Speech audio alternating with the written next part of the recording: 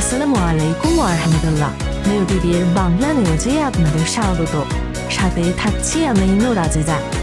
আজ 7 জুন 2026। রোহিঙ্গা গরিব দুঃখীদের সবসময় বিভিন্ন ক্যাম্পে ক্যাম্পে গিয়ে যে মানুষটি খবর নেন এবং সাহায্য সহযোগিতা করেন, দেশ বিদেশ থেকে টাকা এনে ও কিছু দোকানপাট করে যেভাবে সাহায্য করেন, তিনি হলেন আবুল ফয়েজ এবং আবুল কাসিম।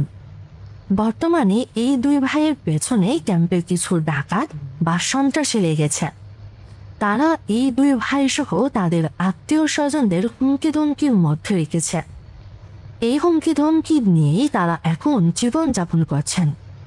এই ক্যাম্প কমিটির কাছে যারা গরিব দুঃখী আছেন, তারা এই দুই ভাইয়ের নিরাপত্তার চেয়ে জোর দাবি জানাচ্ছেন।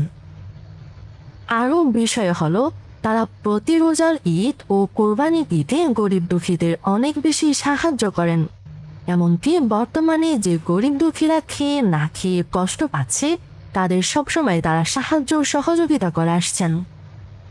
কিন্তু কিছু সন্ত্রাসী বা দুষ্কৃতকারী এভাবে বাংলাদেশের প্রশাসনের কাছে তাদের ব্যাপারে একটা খারাপ মনোভাব বা ভুল তথ্য ছড়াচ্ছে।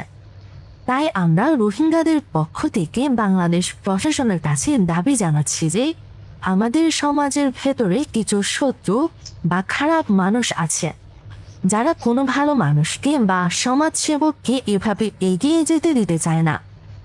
তারা সবসময় সেই ভালো মানুষকে শেষ করার বা দমানোর চেষ্টা করে।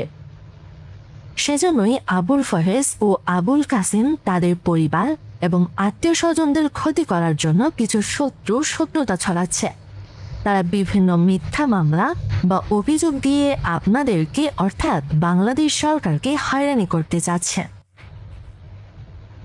আশা করি আপনারা আমাদের কথা বুঝতে পেরেছেন। এই বলেই আমি আমার কথা শেষ করলাম। আসসালামু আলাইকুম ওয়া রাহমাতুল্লাহ।